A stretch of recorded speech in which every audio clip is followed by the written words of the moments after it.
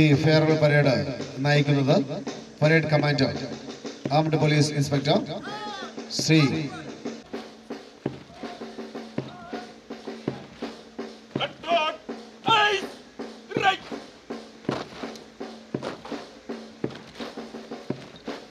വിശിഷ്ടാതിഥിക്ക് ഉപചാരം അർപ്പിച്ചുകൊണ്ട് കടന്നു പോകുന്ന 4ാമത് ബട്ടോണിനെ നയിക്കുന്നത് armed police sub inspector Shri Kiran Kumar.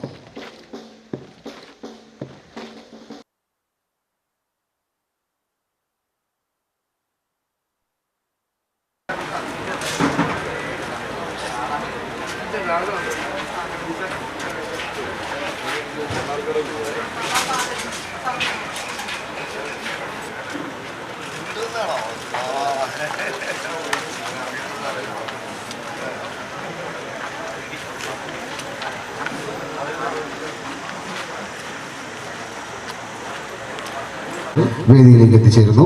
അദ്ദേഹത്തിനെ ഹാർദമായി സ്വാഗതം ചെയ്യുന്നു.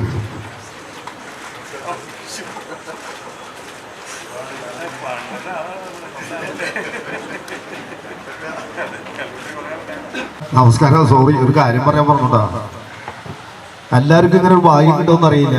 ഒരു വെള്ളിയാഴ്ച നമുക്കറിയാം, പോലീസുകാർക്ക് എല്ലാവർക്കും അറിയണതാണ്, ഒരു വെള്ളിയാഴ്ച പരേഡ് എൻ്റെ റിട്ടയർമെൻറ്റും എൻ്റെ ബർത്ത്ഡേ ആണെന്നത്. ഇന്നാണ് എൻ്റെ ബർത്ത്ഡേ എന്ന് ഇപ്പോഴാണ് അറിയണം. ഇവരെല്ലാവരും കേക്ക് കൊണ്ടുവന്നപ്പോൾ അറിയണം. അത് വലിയ സന്തോഷമുണ്ട്. MSPയിൽ തന്നെ റിട്ടയർഡ് ചെയ്യുമ്പോൾ ഒരു ബർത്ത്ഡേയും ഒരു വെള്ളിയാഴ്ച പരേഡും ആഘോഷിക്കാൻ പറ്റിയൊരു സന്തോഷമുണ്ട്.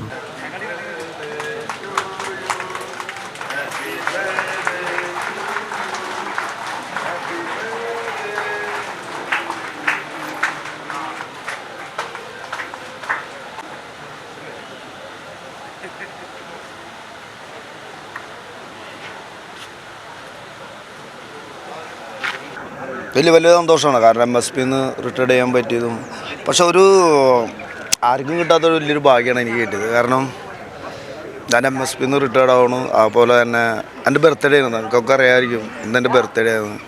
പക്ഷേ ബർത്ത്ഡേ ഒരു വെള്ളിയാഴ്ച പരേഡ് ലാസ്റ്റ് മാസത്തിലെ ലാസ്റ്റ് വെള്ളിയാഴ്ച അല്ല സാറേ, അത് കിട്ടാന്ന് പറഞ്ഞാൽ വലിയൊരു ഭാഗ്യമാണ്. അത് ഗോഡ് ഈസ് ഗ്രേറ്റ്. അത് എനിക്ക് കിട്ടിയത് MSPയിൽ നിന്ന് കിട്ടിയത് തന്നെ വലിയൊരു ഭാഗ്യമാണ്. പിന്നെ ഞാൻ പോലീസിൽ നിന്ന് റിട്ടയർഡ് ആവണമെന്നുള്ളൂ. പക്ഷേ ഫുട്ബോളിൽ നിന്ന് ഞാൻ റിട്ടയർഡ് ആവണില്ല. ഫുട്ബോളിൽ എപ്പോഴും എനിക്ക് റിട്ടയർഡ് ചെയ്തിട്ട് കുറച്ച് കാര്യങ്ങൾ ചെയ്യാൻ, ഒരു അക്കാഡമിയൊക്കെ തുടങ്ങണമെന്നുണ്ട്.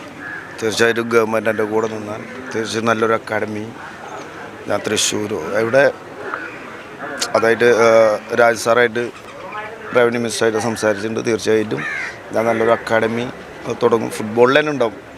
അതുകൊണ്ട് ഞാൻ റിട്ടയർഡ് ചെയ്താൽ എന്താ ചെയ്യുക എല്ലാവരും ചോദിക്കും. ഞാൻ യോയോൻ്റെ ആളാണ്, ഞാൻ പുള്ളിയുടെ ആളാണ്. റിട്ടയർഡ് ചെയ്താൽ നിൽക്കാൻ സമയം ഉണ്ടാവില്ല എനിക്കൊന്നും. അപ്പോൾ ഞാൻ തീർച്ചയായിട്ടും നല്ലൊരു അക്കാഡമിയും ഇതൊക്കെ തുടങ്ങി നല്ല കുട്ടികളുടെ വാർത്തെടുക്കാൻ പറ്റുമെന്ന് നോക്കും. തീർച്ചയായിട്ടും അതെന്തായാലും എനിക്ക് പോലീസിലെ ജോലിയാണ്, പക്ഷെ നമുക്ക് പ്രൈവറ്റായിട്ട് ഒന്നും ചെയ്യാൻ പറ്റില്ല.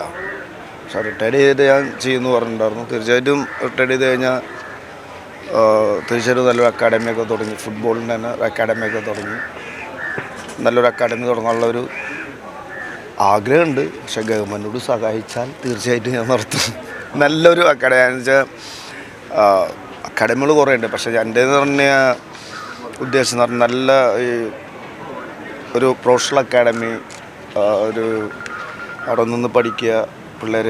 അല്ലാണ്ട് ആഴ്ചയിൽ 3 ദിവസം ക്യാമ്പോ അങ്ങനെയല്ല, ഡെയിലി ക്യാമ്പ് കൊടുത്ത് പഠിക്കാനുള്ള അവസരവും കുട്ടികൾക്ക് സ്റ്റേ ചെയ്യാനുള്ള ഹോസ്റ്റലും അതൊക്കെയാണ് എൻ്റെ മനസ്സിലുള്ളത്.